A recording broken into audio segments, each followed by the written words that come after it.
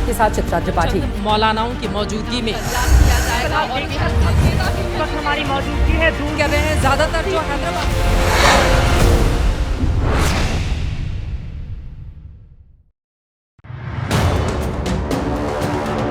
एक रहेंगे तो सेफ रहेंगे, एक रहेंगे तो सेफ रहेंगे, एक है तो सेफ है, एक है तो सेफ है लक्ष्य। कटेंगे तो कटेंगे, बटेंगे तो बटे थे तो कटे थे।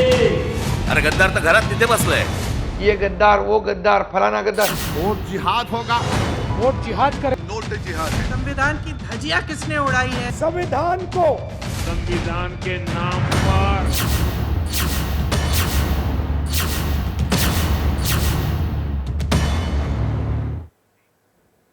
नमस्कार, मैं हूं चित्रा त्रिपाठी। वैसे तो रात 9 बजे का ये वक्त जनहित का है, लेकिन आज हम वोट हित की बात करेंगे। हालांकि आप इसे जनहित से कनेक्ट कर सकते हैं, क्योंकि कोई भी पार्टी हो जनहित के नाम पर ही वोट हित साधती रहती है। महाराष्ट्र और झारखंड में आज वोटिंग खत्म हो गई। बस 60 घंटे ही बाकी हैं, जिसके बाद वोटों की गिनती शुरू हो जाएगी और 23 नवंबर की दोपहर तक यूपी समेत जितने राज्यों में उपचुनाव हुए हैं उनकी भी पिक्चर साफ हो जाएगी। कौन सा मुद्दा चला, कौन सा नहीं चला, ये आगे की बात है। फिलहाल सब जानना चाहते हैं कि महाराष्ट्र और झारखंड में किसकी सरकार बनने जा रही है। वोटों की असल गिनती तो 23 नवंबर को शुरू होगी, लेकिन तमाम एग्जिट पोल ने अपने रुझान सामने रख दिए हैं। कौन सा एग्जिट पोल किसकी सरकार बनवा रहा है, हम बारी बारी से आपके सामने रखेंगे। पहले महाराष्ट्र का संभावित स्कोर बताएंगे, उसके बाद झारखंड की होगी बात। तो महाराष्ट्र के रुझानों की शुरुआत पोल ऑफ पोल्स से कर लेते हैं। महाराष्ट्र पर पोल ऑफ पोल्स यह है कि राज्य में बीजेपी गठबंधन यानी महायुति की सरकार बनती दिख रही है। राज्य की 288 सीटों में से बीजेपी गठबंधन को 146 सीटें मिल रही हैं, जो कि बहुमत के नंबर से सिर्फ एक सीट ज्यादा है। वहीं कांग्रेस गठबंधन एमवीए को 130 सीटें मिलने का अनुमान है। अन्य के हिस्से में 12 सीटें जा सकती हैं। तो इस पोल ऑफ पोल्स का निष्कर्ष क्या है, इसका विश्लेषण विस्तार से आज हम करने वाले हैं। लेकिन इन आंकड़ों ने जो एक बड़ी तस्वीर देश के सामने रखी है, पहले उसे डिकोड करते हैं। इस एग्जिट पोल में यह बात निकलकर सामने आ रही है कि सत्ता की चाबी पवार परिवार अपने हाथ में चाहे तो रख सकता है। ऐसे में जो अटकलें चुनाव प्रचार के दौरान से लग रही थीं कि क्या चाचा शरद पवार और भतीजे अजित पवार एक हो जाएंगे, उसकी संभावना के संकेत भी इस एग्जिट पोल में मिल रहे हैं। एग्जिट पोल का आंकड़ा कहता है कि चाचा का खेमा भतीजे पर भारी है। जिन 7 एजेंसियों का एग्जिट पोल हमने आज तक अब तक एबीपी न्यूज पर आपके सामने रखा है, जिसे दिखाया है, उन 7 में से 3 एजेंसियों का जो ब्रेकअप है वो बताता है कि चाचा की एनसीपी भतीजे की एनसीपी पर भारी है। ऐसे में अब अगर चाचा और भतीजा साथ आते हैं तो न सिर्फ दोनों मिलकर एक बहुत बड़ी ताकत हो जाएंगे, बल्कि इनके बिना सरकार बनाना संभव नहीं हो पाएगा। दोनों साथ आकर जिस तरफ भी जाएंगे उसका पलड़ा भारी हो जाएगा, सरकार उसकी बन जाएगी। दोनों मिलकर एक बड़ा प्रेशर ग्रुप बन सकते हैं, जो कि किसी भी गठबंधन के लिए सरकार चलाने में मुश्किलें खड़ी कर सकती है। अजित पवार की महत्वाकांक्षा पहले से ही सीएम बनने की रही है। ऐसे में एग्जिट पोल उनकी इस महत्वाकांक्षा को और ज्यादा जगाने के लिए काफी हो सकता है। सवाल यह भी है कि क्या चाचा भतीजे एक हो जाएंगे, एक हो पाएंगे? एग्जिट पोल के नतीजे अगर एग्जैक्ट नंबर में बदल गए तो फिर महाराष्ट्र की राजनीति में अभी काफी उथल पुथल होने वाला है। आइए अब एक एक करके एग्जिट पोल के तमाम आंकड़े आपके सामने रखते हैं और उसके मायने समझाने की कोशिश करते हैं। सबसे पहले देखिए चाणक्य स्ट्रैटेजीज के एग्जिट पोल में महाराष्ट्र में किसकी सरकार बनती हुई दिखाई दे रही है। चाणक्य स्ट्रैटेजीज महायुति को स्पष्ट बहुमत दे रहा है। महायुति को 152 से 160 सीटें और महाविकास अघाड़ी को 130 से 138 के बीच सीटें दे रहा है। अन्य के खाते में 6 से 8 सीटें जाती हुई दिखाई दे रही हैं। अब देखिए दोनों गठबंधन में किस पार्टी को कितनी सीटें मिल रही हैं। तो चाणक्य स्ट्रैटेजीज के मुताबिक महायुति में बीजेपी की 90 प्लस सीटें होंगी, शिवसेना शिंदे की 48 प्लस, एनसीपी अजित की 22 प्लस सीटें हो सकती हैं। वहीं महाविकास अघाड़ी में कांग्रेस को 63 प्लस, शिवसेना उद्धव को 35 प्लस। उद्धव से कम सीटें लड़कर भी एनसीपी शरद पवार को 40 से ज्यादा सीटें मिलती हुई दिखाई दे रही हैं और उसका स्ट्राइक रेट भी ज्यादा है। अन्य दलों को भी 6 से 8 सीटें मिल रही हैं। इनमें प्रकाश आंबेडकर की वंचित बहुजन अघाड़ी और ओवैसी की AIMIM के साथ बागियों की संख्या भी है। अब एक नजर वोट परसेंट पर डालें, उसके बाद हम कंक्लूजन की ओर आगे बढ़ेंगे। महायुति यानी कि बीजेपी गठबंधन को 46% वोट मिलता हुआ दिखाई दे रहा है, जबकि MVA यानी कि कांग्रेस गठबंधन को 41% वोट मिल रहे हैं। हालांकि 5% वोटों का अंतर होते हुए भी सीटों का अंतर बहुत बड़ा नहीं है, क्योंकि 6 से 8 सीटों के साथ अन्य के पास 9% वोट जा रहे हैं। चाणक्य स्ट्रैटेजीज के एग्जिट पोल से यह निष्कर्ष निकलता है कि भारी बहुमत ना होने से सरकार में टूट फूट का डर बना रहेगा। सीटें घटने के बावजूद अजित पवार मोलभाव की स्थिति में होंगे। अजित की 22+ सीटों के बिना सरकार स्थिर नहीं रह सकती। पार्टी टूटने पर उद्धव से ज्यादा सहानुभूति शरद पवार के साथ है। शिंदे के सामने असली शिवसेना का उद्धव का दावा खारिज हो रहा है। यह तो हो गई सबसे पहले एग्जिट पोल की बात। आगे बढ़ते हुए अब आपको मैट्रिक्स का एग्जिट पोल दिखाते हैं। यह एग्जिट पोल भी महाराष्ट्र में बीजेपी गठबंधन की ही सरकार बना रहा है। यहां हम सीटें आपको बाद में बताएंगे, उसके पहले वोट प्रतिशत देखिए।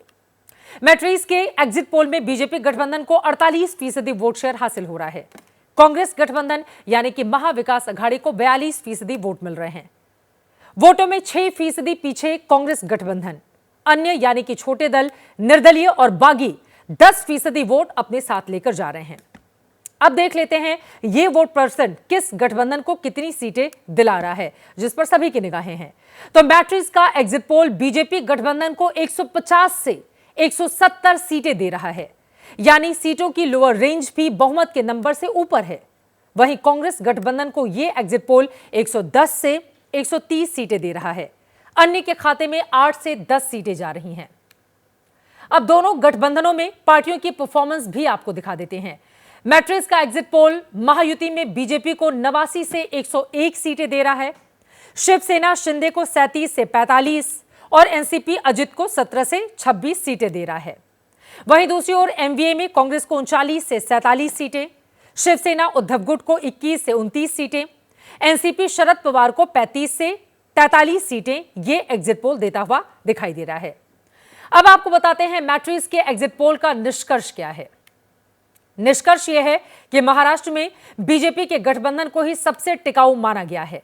महाराष्ट्र ने माना है कि डबल इंजन सरकार राज्य के लिए फायदेमंद है। सबसे घाटे में उद्धव ठाकरे हैं। शिवसेना पर शिंदे का दावा और मजबूत होता हुआ दिखाई दे रहा है। आखिरी चुनाव वाले सहानुभूति कार्ड से शरद पवार ज्यादा फायदे में दिखाई दे रहे हैं। शरद पवार के कमबैक से अजित के सामने विधायक संभालने की चुनौती अब खड़ी हो जाएगी। तो ये दो आंकड़े हमने आपके सामने रखे। दोनों ही आंकड़े महाराष्ट्र में महायुति की सरकार बनाते हुए दिखाई दे रहे हैं। कहीं से कोई दिक्कत नहीं होगी, लेकिन शरद पवार और अजित पवार को लेकर ढेरों सवाल इस वक्त कायम होने जा रहे हैं। आपको बताते चले 30 साल हो चुके हैं महाराष्ट्र में किसी एक दल की सरकार नहीं बनी। 30 सालों से लगातार गठबंधन का दौर है और इस बार ही गठबंधन का दौर एक नए रंग रूप में हम सबके सामने है। एग्जिट पोल पर बातचीत करने के लिए खास मेहमानों की मौजूदगी है, उनका परिचय आपसे करवा देती हूं। अजय आलोक जी, राष्ट्रीय प्रवक्ता भारतीय जनता पार्टी के हमारे साथ जुड़ चुके हैं। महुआ माझी जी, आप सांसद हैं झारखंड मुक्ति मोर्चा की, हमारे साथ मौजूद हैं। यशवंत देशमुख, फाउंडर हैं सी वोटर के, हमारे साथ जुड़ चुके हैं। आप सभी का बहुत बहुत स्वागत है। सबसे पहले यशवंत देशमुख जी, आपसे शुरुआत करते हुए, अब तक दो आंकड़े हमने सामने रखे हैं। दोनों आंकड़े महायुति की सरकार बिल्कुल आराम से बनाते हुए दिखाई दे रहे हैं। इनसे क्या समझा जाए? हालांकि एग्जिट पोल के आंकड़े एग्जैक्ट होंगे या नहीं, इसके लिए 23 तारीख तक का इंतजार करना होगा, लेकिन अब तक के आंकड़े देश के लिए क्या मतलब मायने समझाते हुए नजर आते हैं? देखिए, अभी तक तो इतना समझ में आया है चित्रा कि अगर आंकड़े ये दिखा रहे हैं कि बीजेपी और महायुति मुकाबले में वापस भी आ गई है, तो वो लोकसभा चुनाव के मुकाबले बहुत उलट बात है।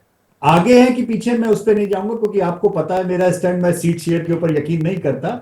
वोट शेयर जो हमको बताते हैं, और हमारे अभी सी वोटर के आंकड़े वोट शेयर के हम कल रिलीज करेंगे क्योंकि अभी भी हमारा फील्ड से काम चल रहा है। आज हमने केवल झारखंड के आंकड़े दिए हैं, ठीक है। लेकिन वोट शेयर के आंकड़ों में अगर महाराष्ट्र में महायुति यानी बीजेपी अलायंस वापस मुकाबले में आई है, तो इसका केवल एक अर्थ है कि लोकसभा चुनाव के मुकाबले कोई चीज ऐसी है जो उनको बेहतर काम कर रही है। और वो जो चीज है वो पॉलिटिकली केवल दो ही है चित्रा। नंबर एक, लड़की बहन योजना, उसका इंपैक्ट होगा कि नहीं होगा ये देखने वाली बात है। अगर हुआ है तो उसका फायदा होगा। और नंबर दो, आरएसएस ने वापस बीजेपी के लिए काम किया है या नहीं किया है। मूलतः चित्रा महाराष्ट्र में 3 मुकाबले रहे हैं इस बार। असली सेना नकली सेना में शिंदे स्कोर करते हुए दिख रहे हैं उद्धव ठाकरे पे।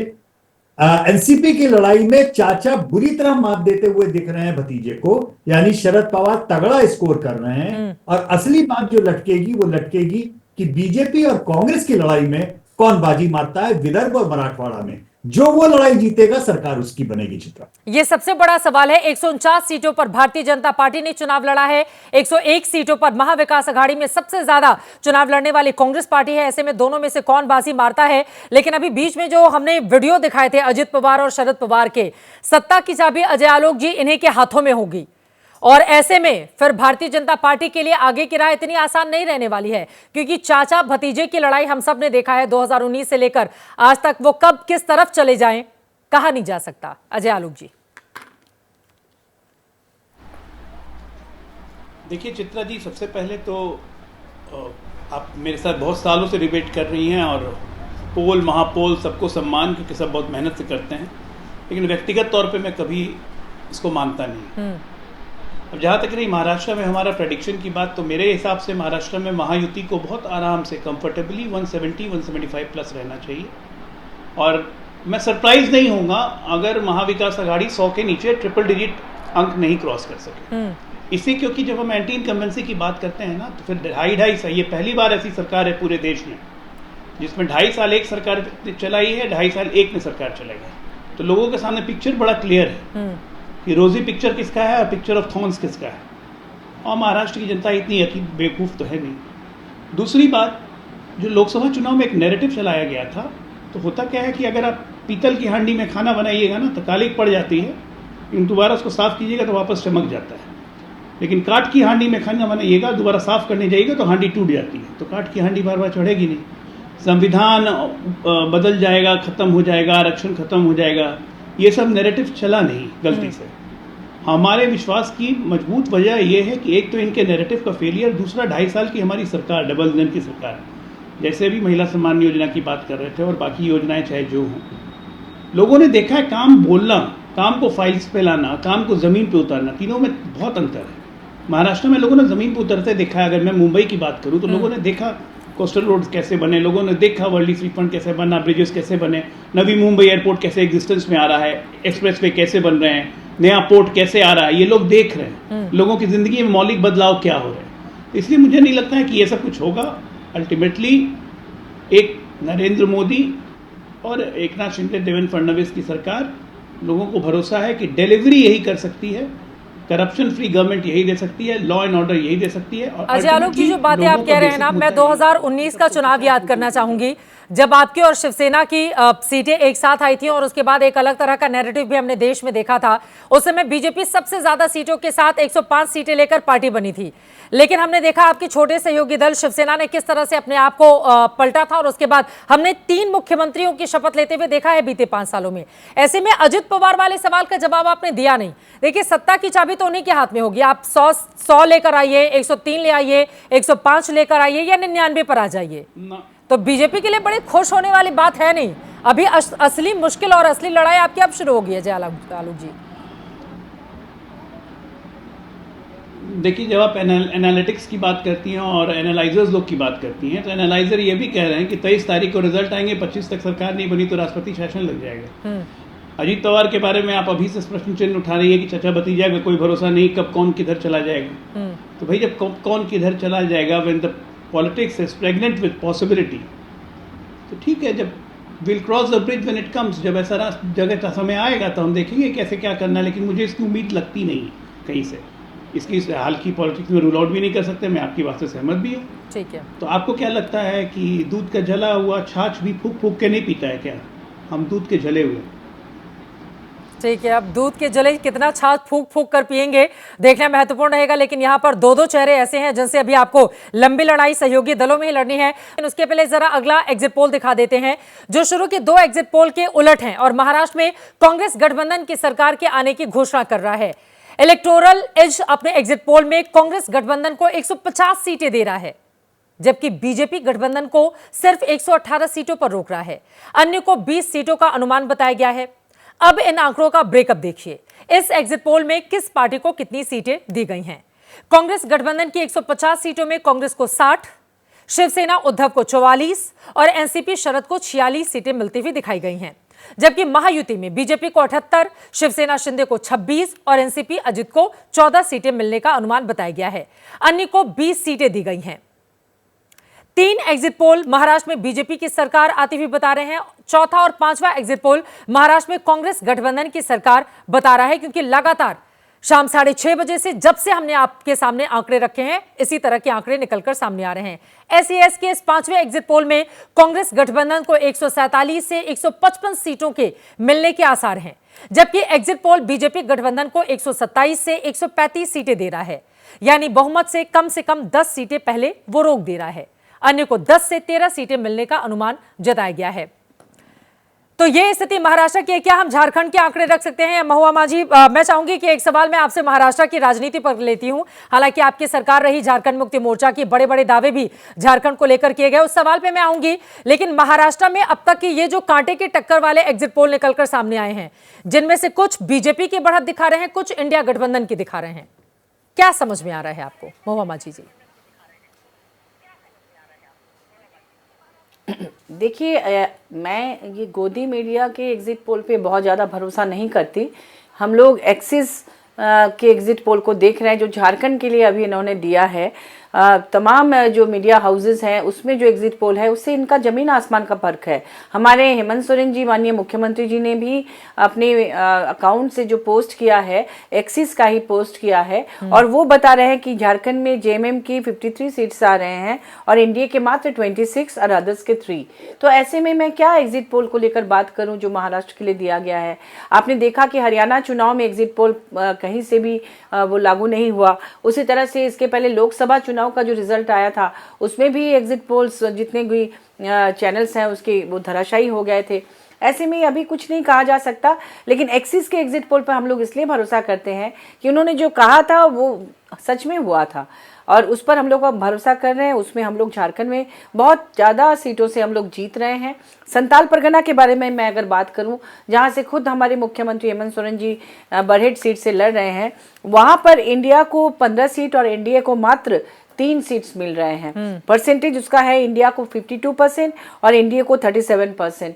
तो आप सोच सकते हैं कि झारखंड में फिर से हमारी सरकार बन रही है। हम लोग उम्मीद करेंगे कि महाराष्ट्र में भी इंडिया गठबंधन की सरकार बनेगी और बहुत जल्द नतीजे सामने आएंगे। 23 तारीख को हम लोग जीत का जश्न मनाएंगे। ठीक है महुआ मांझी जी, क्योंकि काम ही इतना हुआ है। देखिए, मैं झारखंड की बात अगर करूं, शानदार नेता हैं आप, इतना अच्छा बोलती हैं आप, झारखंड मुक्ति मोर्चा की सांसद भी हैं।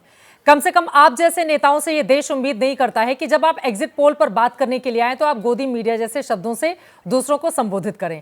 मुझे लगता है कि आपको बचना चाहिए, आपको ये सब कहने की जरूरत नहीं है। आपके अपने एग्जिट पोल होंगे, उसको कोई खारिज नहीं कर रहा है, क्योंकि आखिरी एग्जिट पोल एग्जैक्ट पोल में साबित होंगे ये तो 23 तारीख को पता चलेगा।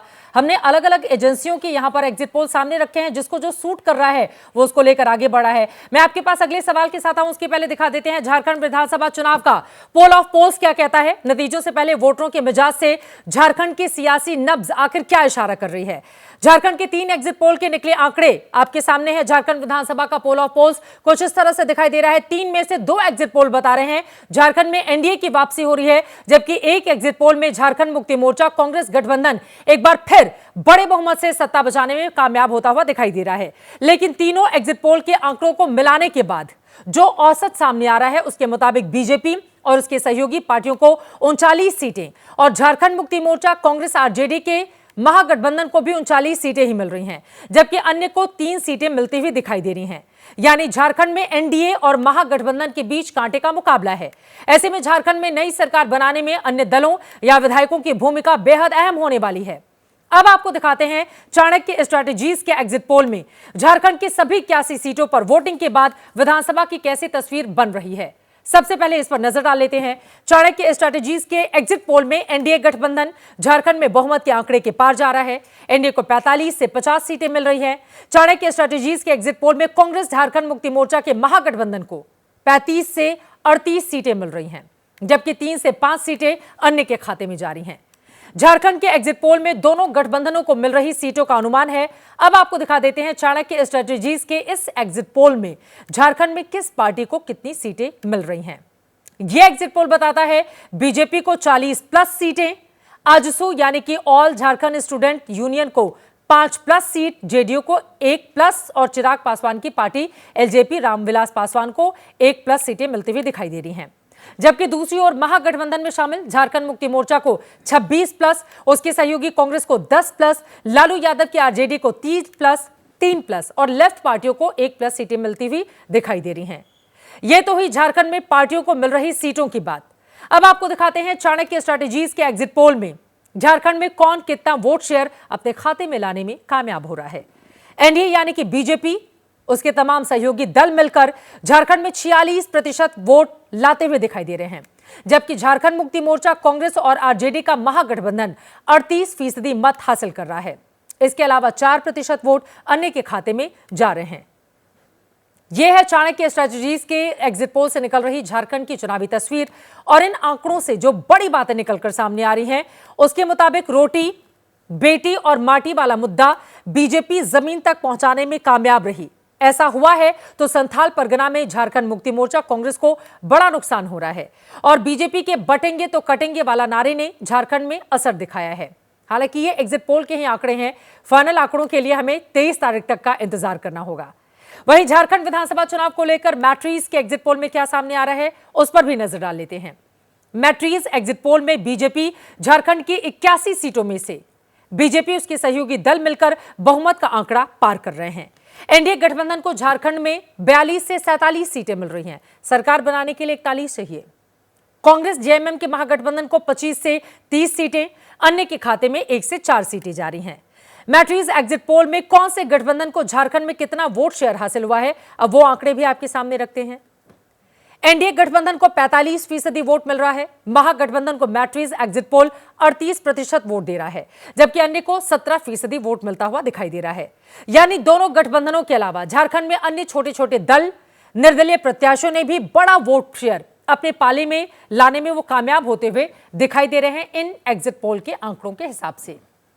लेकिन एक्सिस माई इंडिया के एग्जिट पोल में झारखंड विधानसभा का समीकरण बाकी एग्जिट पोल से उलट दिखाई दे रहा है। एक्सिस माई इंडिया के एग्जिट पोल में एनडीए 25 सीटों पर सिमट रहा है, जबकि कांग्रेस झारखंड मुक्ति मोर्चा का महागठबंधन 53 सीटों के साथ बहुमत के आंकड़े से बहुत आगे निकल रहा है। झारखंड के एक और क्षेत्रीय दल जेएलकेएम को 2 सीटें मिल रही हैं, जबकि अन्य के खाते में 1 सीट जाती हुई दिखाई दे रही है। एक्सिस माई इंडिया के एग्जिट पोल में झारखंड में किसे कितना वोट शेयर मिल रहा है, इस पर भी गौर करना जरूरी है। झारखंड में एनडीए के खाते में 37% वोट जा रहा है। कांग्रेस झारखंड मुक्ति मोर्चा का महागठबंधन 45% हासिल करने में कामयाब हो रहा है। इससे पहली बार चुनाव लड़ रही पार्टी जेएलकेएम भी 8% वोट अपने पाले में लाती हुई दिखाई दे रही है, जबकि 10% वोट अन्य के खाते में जा रहा है। तो यह है झारखंड में एक्सिस माई इंडिया के एग्जिट पोल की तस्वीर। महुआ माझी, अजय आलोक जी लगातार हमारे साथ जुड़े हुए हैं। महुआ जी, अब 2 में से एक एग्जिट पोल जिसका जिक्र आपने शुरू में ही कर लिया था, वो तो आपके लिए ही अच्छी खबर, अच्छे दिनों के संकेत कर रहा है और वो आंकड़े भी हमने आपके सामने रख दिए। अगर एक्सिस माई इंडिया पर आप भरोसा कर रही हैं और आपकी सरकार बन रही है, तो 2 बड़ी बातें जो आप लोगों की ओर से किए गए थे काम, जिसके आधार पर आप लोग ये वोट हासिल करने में कामयाब रहे, वो क्या रही? जी, एक बार रिपीट कीजिएगा ना, थोड़ी आवाज आपकी आ रही थी गलत। महुआ माझी जी, अगर आपकी सरकार दोबारा से रिपीट होती है, उसके पीछे की बड़ी वजह क्या मानती हैं आप? उसके पीछे की बड़ी वजह है कि हम लोगों ने काम किया है, हमारी सरकार ने काम किया है धरातल पर। भाजपा यहाँ 2000 से लेके 2024 के अंदर 17-18 साल तक यहाँ पर भाजपा का कार्यकाल था झारखंड बनने के बाद से, जिसमें उनके कई मुख्यमंत्री हुए, बाबूलाल मरांडी जी, रघुवर दास जी और 3 बार अर्जुन मुंडा जी। लेकिन वहां पर महिला तस्करी की समस्या सबसे ज्यादा रही। पूरे देश में झारखंड बदनाम रहा महिला तस्करी को लेकर। इसे रोकने के लिए माननीय हेमंत सोरेन जी ने मैया समान योजना लाया।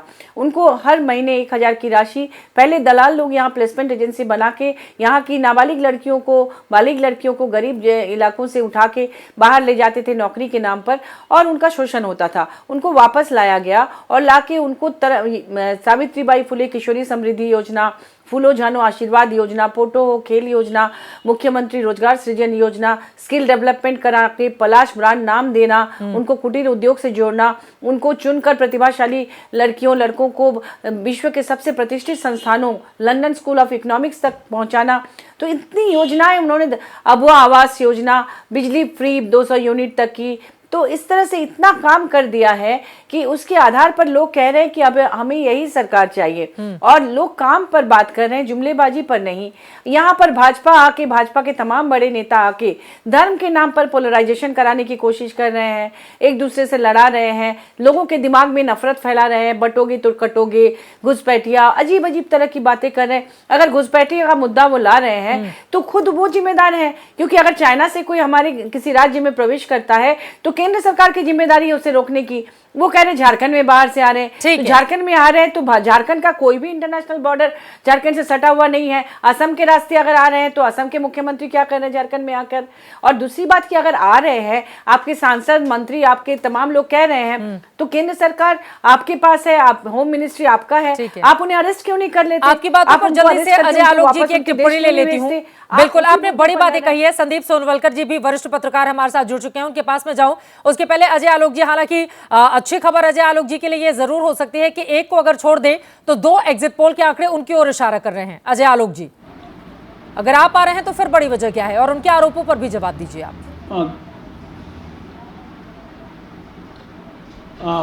एग्जिट पोल के बारे में तो मेरा वही जवाब है चित्रा जी, बहुत बहुत प्रणाम, धन्यवाद।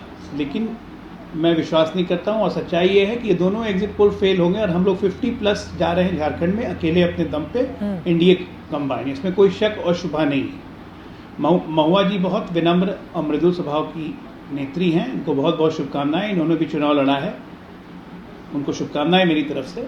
लेकिन जीत के लिए बधाई नहीं दे सकता हूँ, क्योंकि जीतेंगे हम। अब मैं आपको बताता हूँ कि झारखंड में दिक्कत क्या हुई है। आप ये बताइए, महुआ जी कह रही हैं कि यहाँ से महिलाओं की स्मगलिंग होती थी। आज क्या हो रहा है झारखंड में? घुसपैठियों को बसा के उन्हीं झारखंड की महिलाओं से उनकी शादियाँ करवा दी जा रही हैं और जमाई क्लब बना दिया जा रहा है। ये बड़ा अच्छा काम है। डेमोग्राफी का ऐसा चेंज किया कि संथाल परगना के एक हिस्से में गायब ही हो गए आदिवासी, या 16% बढ़ गए अल्पसंख्यक। ये अल्पसंख्यक कौन है? बांग्लादेशी और रोहिंग्या। डेमोग्राफी 43% से चेंज होकर 28% आदिवासियों की हो गई। इसका जिम्मेदार कौन? ठीक है, केंद्र सरकार हमारी है, झारखंड का इंटरनेशनल बॉर्डर नहीं लगता है, लेकिन राज्य सरकार की जिम्मेदारी हो तो ये होती है ना कि बाहर से कोई आया हुआ हो तो उसका आधार कार्ड का सत्यापन ना करें, उसको राशन कार्ड न दें, उसको योजनाओं का लाभ न दें, कुछ नहीं। बिल्कुल जवाई की तरह ट्रीटमेंट है। और बाय द वे, आसाम से नहीं आ रहे महुआ जी, आपको ये पता है, सब पश्चिम बंगाल के रास्ते आते हैं। अब पश्चिम बंगाल के रास्ते सिर्फ झारखंड नहीं जा रहे हैं, ये तेलंगाना, केरला, जम्मू कश्मीर, हर जगह जा रहे हैं। और ये बात 2005 में यूपीए की सरकार ने ही कहा था, उनके गृह मंत्री ने लोकसभा के हाउस में, कि 3 करोड़ रोहिंग्या बांग्लादेशी आ चुके हैं। 2005-6 की बात कर रहा हूँ, तो 24 चल रहा है, पता नहीं कितने आ गए होंगे। और राज्य सरकार जब सहयोग करती है ऐसे ऐसे रोहिंग्या बांग्लादेशियों को बसाने के लिए, तो ये नासूर बन जाता है। ये नासूर अब झारखंड को चुभ रहा है, ये नासूर झारखंड को चुभ रहा है। ठीक है। तीसरी बात, झारखंड को अटल बिहारी वाजपेयी ने बनाया था। झारखंड छत्तीसगढ़ उत्तराखंड हमारे लिए विशेष लगाव रखता है। हाँ, अटल बिहारी। अभी मैं ये कहूँ कि अब मैं जो आंकड़े देख रही थी उसमें जो आंकड़ा दिखाया गया है, आदिवासियों का जो आंकड़ा कम हुआ है ना, वो भाजपा के कार्यकाल में ट्रैफिकिंग की वजह से कम हुआ है, न कि हमारे कार्यकाल में। वो भाजपा के कार्यकाल में या वो आंकड़े कम हुए हैं आदिवासियों के उस इलाके में, और वो ट्रैफिकिंग की वजह से, क्योंकि भाजपा के कार्यकाल में ह्यूमन ट्रैफिकिंग अपना भाजपा के कार्यकाल में कम हुए होते तो आपने उठाया क्यों नहीं पहले? ये तो हम उठा रहे हैं 5 साल से। मैं कह रहा हूं भाजपा के कार्यकाल अभी में तो कम हुआ, तो आपको दावों की बात खत्म हो गई है। अब तो हाँ, एग्जिट पोल के आंकड़े सामने आ गए हैं, नतीजे भी आ जाएंगे। अब मुझे लगता है कि वो बड़ी बड़ी बातें जो चुनावी रैलियों में करनी चाहिए, उन बातों के लिए समय नहीं रह गया है। अब तो एग्जिट पोल के आंकड़े सामने आ गए हैं, 2 बीजेपी के पक्ष में, एक झारखंड मुक्ति मोर्चा कांग्रेस के पक्ष में। बिल्कुल, मैं आपकी बात मान रही हूँ महुआ मांझी जी, और इसी वजह से एबीपी न्यूज का अपना कोई पक्ष नहीं है। देखिए, 2 आंकड़े झारखंड को लेकर बीजेपी के पक्ष में जा रहे हैं, एक आंकड़ा एक्सिस माई इंडिया जिसके साथ आप जाना चाह रही हैं वो आपके साथ जा रहे हैं। हैं। संदीप सोनवलकर जी, मैं आपके पास आते हुए बड़ा महत्वपूर्ण ये सवाल है। देखिए, जाकी रही भावना जैसी, एग्जिट पोल के आंकड़े देखिए तिन तैसी। जिसको जो आंकड़े सूट करते हैं वो उन आंकड़ों को लेकर आगे बढ़ जाता है, उसकी तारीफ करता है, उसके पक्ष में होते हैं, नहीं पक्ष में होते हैं तो फिर उसकी मुखालफत करता है। लेकिन संदीप जी, मैं आपसे जानना चाहूंगी, अलग अलग आंकड़े हमने दिखाए हैं, महाराष्ट्र को लेकर भी, झारखंड को लेकर भी। ये जब जनता के बीच जाकर एग्जिट पोल किए जाते हैं उस समय एक जैसा रुझान क्यों नहीं सामने आता? अगर 5 में से 3 महायुति के पक्ष में, 2 कांग्रेस के पक्ष में बता रहे हैं महाराष्ट्र को लेकर, यहां पर 2 बीजेपी के पक्ष में झारखंड, 1 झारखंड मुक्ति मोर्चा के पक्ष में बता रहे हैं, कहां पर कमी रह जाती है? इस बात को भी समझना बहुत जरूरी है कि यहां पर, क्योंकि एग्जिट पोल हमने देखा है लोकसभा 2024, झारखंड, खासतौर से हरियाणा के आंकड़े किस तरह से फेल रहे, कहां पर कमी रह जाती है जिसके बाद इस तरह के सवाल उठने लगते हैं? देखिए, मुझे लगता है कमी रह जाती है कि जब आप 5 बजे तक के आंकड़े लेकर उस पर एग्जिट पोल बना लेते हैं, क्योंकि चुनावी चक्र में हमेशा आंकड़े अंतिम दौर में, अंतिम अवर्स में बढ़ जाते हैं। महाराष्ट्र का ही माने तो महाराष्ट्र में जो वोटिंग परसेंटेज है वो ग्रामीण इलाकों में इस बार बढ़ गया है और शहरी इलाकों में लगभग वैसा ही रहा जैसा होना चाहिए। तो आप इसको किस तरह देखेंगे? तो 2 अलग अलग आंकड़े हो सकते हैं कि भाई ग्रामीण इलाकों में बढ़ गया है, आदिवासी इलाकों में बढ़ गया है, मुंबई, ठाणे, नागपुर जो अर्बन सिटीज हैं उनमें कम हो गया है। और 5 बजे के आंकड़े जो थे वो अलग थे, लेकिन जो अंतिम आंकड़े आ रहे हैं वो अलग हैं। इलेक्शन कमीशन भी मानता है कि अभी 1-2% और बढ़ जाएंगे। तो पूरा चुनाव जब 1-2% के वोट पर इधर से उधर हो जाता है, हरियाणा में 1-1.5% का फर्क था और पूरा चुनाव पलटकर बीजेपी की तरफ चला गया। महाराष्ट्र में कहा जा रहा है कि लोकसभा चुनाव में सिर्फ 1% का अंतर था। तो जब इतने कम अंतर में तय होंगी चीजें तो फिर एग्जिट पोल कहां से सही या बहुत सही हो सकती है? ये बड़ी बात आप कह रहे हैं, लेकिन यहाँ पर देखिए अलग अलग, चाहे मैट्रिक्स का हो या फिर चाणक्य का हो, पोल डायरी का हो, पी मार्क का हो, और यहाँ पर इलेक्शन एज का हो, SAS का हो, और पीपल्स प्लस का हो, यहाँ पर हम जो आंकड़े दिखा रहे हैं और उसके बाद हमने महा एग्जिट पोल किया है, इसमें 146 सीटें बीजेपी गठबंधन को मिलती हुई दिखाई दे रही हैं, जो 145 जो बहुमत का आंकड़ा है उससे एक ज्यादा। दूसरी तरफ कांग्रेस प्लस है 130 सीटें, यानी कि जो बहुमत का आंकड़ा है उससे 15 पीछे। अन्य 12 ये काफी ज्यादा महत्वपूर्ण होंगे, लेकिन अन्य में बीजेपी के साथ जाने वाले लोग भी शामिल हैं और महाविकास अघाड़ी के साथ जाने वाले लोग भी शामिल हैं। अब ये जो 146 है, देखिए इसमें अजित पवार और शरद पवार को लेकर शुरू से दोनों ही पक्षों में शंकाएं रही हैं, क्योंकि जब अडानी के मुद्दे पर राहुल गांधी घेरते हैं महायुति को तो शरद पवार सामने आकर अडानी का बचाव करने लगते हैं। वैसे ही बटोगे तो कटोगे वाले नारे के साथ जब बीजेपी के नेता जाते हैं तो अजित पवार आके कहते हैं ये नारा पूरी तरह से गलत है और हम इसके साथ नहीं जाएंगे। तो चाचा भतीजे की पॉलिटिक्स भी कब किस करवट बैठेगी संदीप जी, ये कहना बड़ा मुश्किल होगा आंकड़ों, जब फाइनल आंकड़े अगर इस तरह के आ गए तो। देखिए, चाचा भतीजे का परफॉर्मेंस ये तय करेगा कि चुनाव किस तरफ जा रहा है। यदि शरद पवार साहब 50 के ऊपर चले गए तो ये आंकड़े सब पलट जाएंगे और तब फिर महाविकास अघाड़ी की सरकार बनेगी। और यदि अजीत दादा जो है, जो कहा जा रहा है कि 20 से नीचे ही रहेंगे, यदि वो खुद 30 तक पहुंच गए तो फिर आंकड़े बदल जाएंगे। तो चाचा भतीजे इस चुनाव में बहुत महत्वपूर्ण होंगे। दोनों शिवसेना में 2 या 3 सीटों का एक दूसरे से अंतर होगा, उनमें कोई बदलाव नहीं होगा। अब सवाल भाजपा का है। भाजपा चाहती है कि पिछली बार का परफॉर्मेंस दोहराया जाए, पर वो होता हुआ दिखता नहीं है, क्योंकि भाजपा 90 के आसपास मेरी जानकारी में रुक रही है। यदि उससे आगे बढ़ गई और 105, 110 पहुंच गई तो फिर तो चुनाव नतीजे दूसरे हैं। तो मैं अभी कोई भविष्यवाणी ना करना चाहूंगा, ना मैं इस पक्ष में रहूंगा कि मैं एग्जिट पोल को सही या गलत ठहराऊं। मैं सिर्फ ट्रेंड्स की बात करने में ज्यादा यकीन करता हूं। मुझे लगता है ग्रामीण इलाकों में वोटिंग परसेंटेज बढ़ा है। एक कारण यह है कि लाडली लक्ष्मी योजना, लाडली बहना योजना, उसका असर 3 से 4% देखा जा सकता है, तो वोट बढ़ा वो भी हो सकता है। दूसरा है कि ग्रामीण इलाकों में सोयाबीन और किसानों की समस्या विदर्भ और मराठवाड़ा में सबसे महत्वपूर्ण थी, और दोनों जगह ही वोट बढ़ा हुआ है।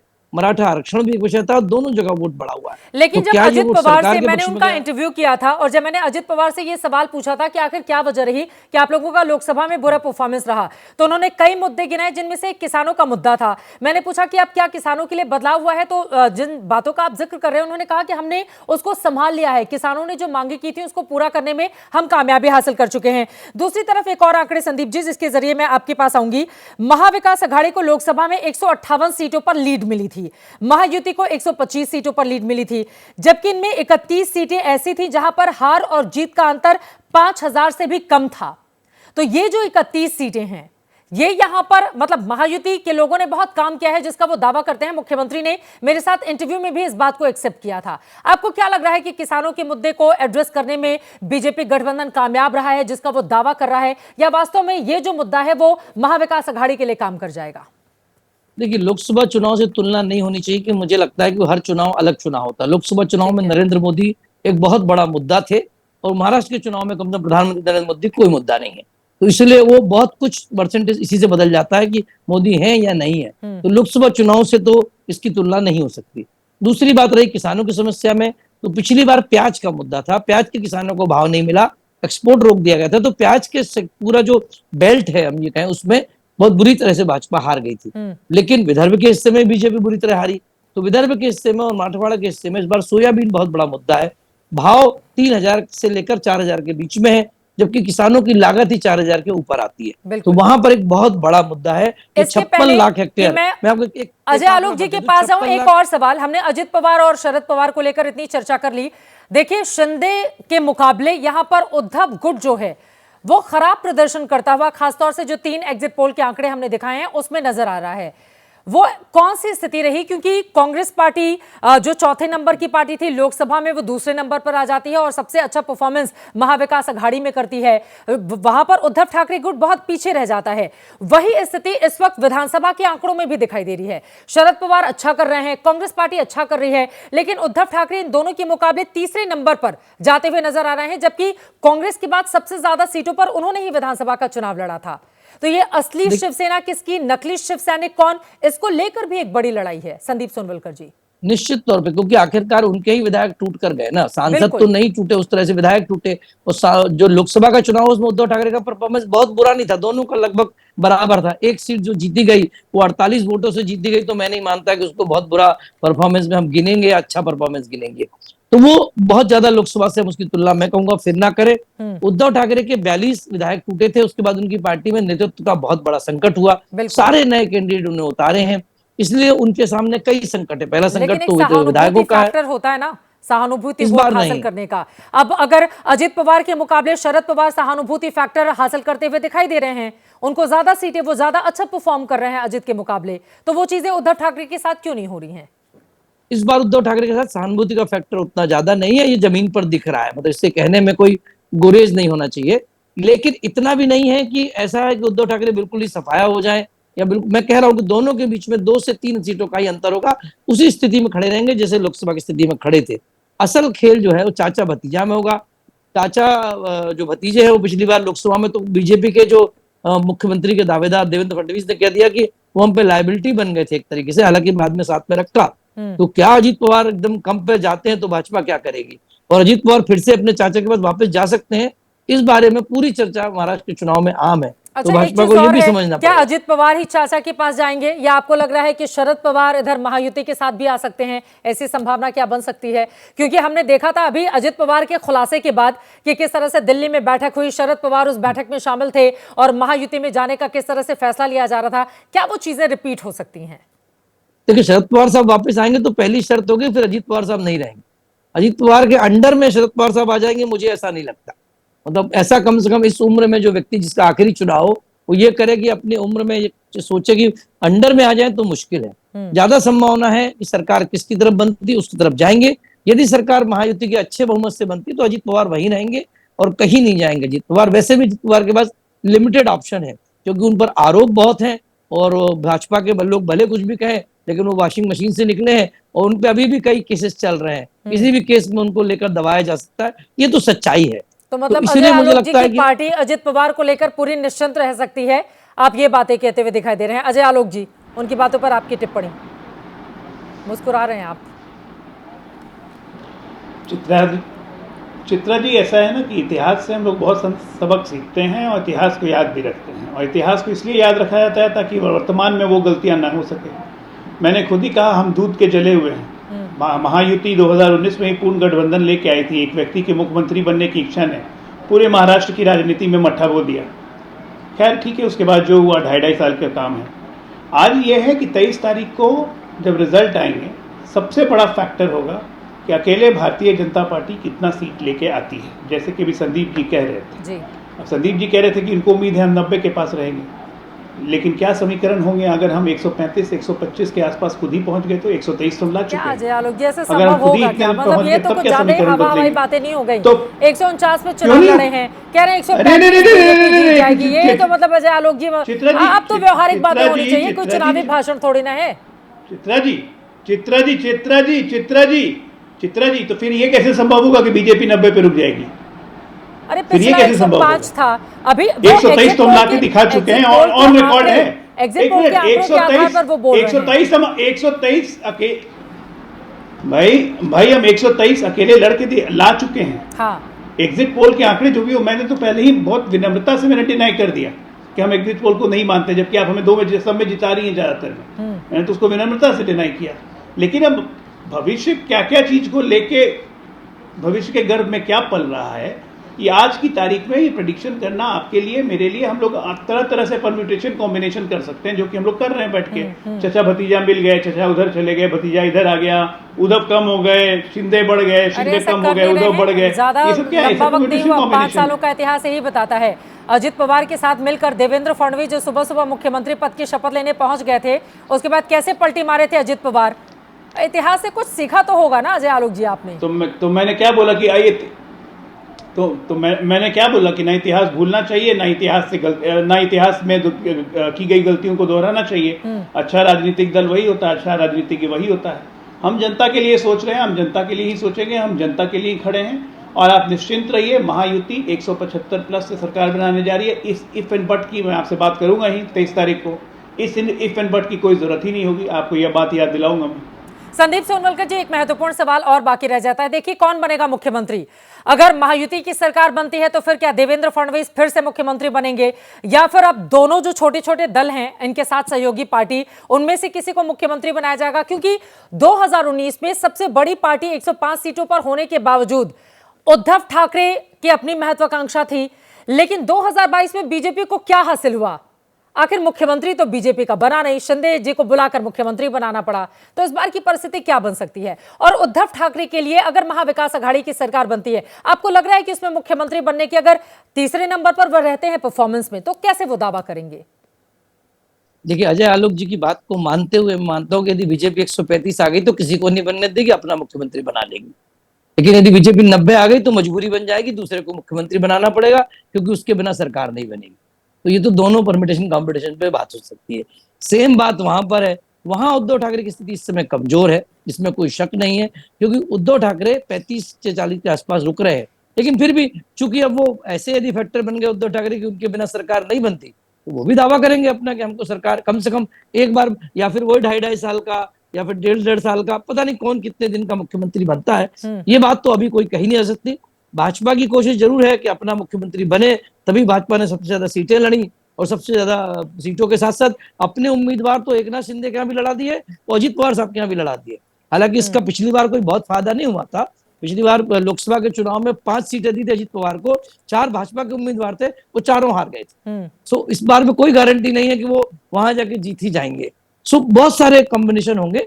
मेरा सिर्फ इतना ही कहना है कि महाराष्ट्र के चुनाव में ये बात साबित हो जाएगी कि क्या संघ का रोल सच में इतना महत्वपूर्ण रहा कि संघ के बिना भाजपा अब नहीं चल सकती, क्योंकि संघ ही जिता रहा है चुनाव। यदि जीते तो, हारे तो फिर तो बहुत सारी चीजें हैं।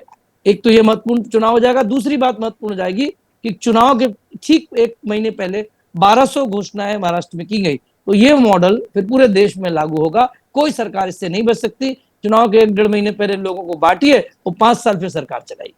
अब देखना महत्वपूर्ण रहेगा आंकड़े किसके पक्ष में जाते हैं। आप दोनों मेहमानों का बहुत धन्यवाद एबीपी न्यूज से जुड़ने के लिए, और आज इस एग्जिट पोल पर चर्चा करने के लिए। दूध का जला छाछ भी फूंक फूंक कर पीता है, हमारी भी वही स्थिति है। हाल ही में हमने कई महीनों में जो एग्जिट पोल के आंकड़े देखे हैं, कुछ सही साबित होते हैं, कुछ गलत हो जाते हैं। तो इस पर अब जनता को तय करना है कि वो किस एग्जिट पोल के साथ जाती है। लेकिन विश्लेषण को लेकर कम से कम एक बात साफ हो रही है कि अगर महाराष्ट्र को देखें तो भारतीय जनता पार्टी गठबंधन इस वक्त आगे चल रहा है महाविकास अघाड़ी के मुकाबले। वहीं झारखंड में 3 एग्जिट पोल के आंकड़े हमने आपके सामने रखे, 2 पर बीजेपी प्लस, 1 पर झारखंड मुक्ति मोर्चा कांग्रेस आगे बढ़ते हुए दिखाई दे रहे हैं। अब आखिरी नतीजे 23 तारीख को जब सामने आएंगे वो क्या रहेंगे? सबसे तेज नतीजे आप देखेंगे एबीपी न्यूज पर सुबह 6 बजे से लगातार।